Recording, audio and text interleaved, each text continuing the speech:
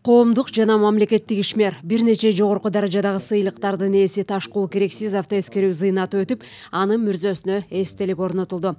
Иш-чарага үй бүлөсү, жакын санаалаштары, замандаштары катышты. Ташкул Керексизов 78 жашында былтыр коронавирустан каза болгон.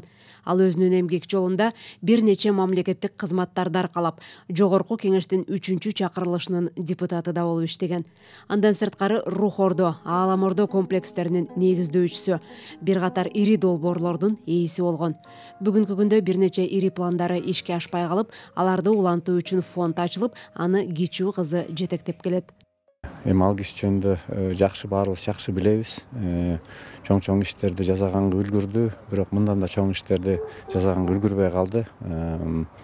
Эл аралык деңгээлде биздин маданиятты, биздин көп жакшы нерселерибизди мындай кеңири чөйрөгө чыгарганга үлгүрүп кетти. Байланыштар да жакшы түстү. Бүт өлкөмдө, алыскы өлкөлөр менен, жакынкы өлкөлөр менен.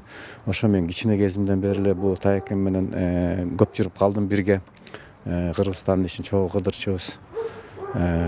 Көп сүйлөшчүбүз. Акыркы учурларда дагы ошо күнөбүз телефон чалып турчу.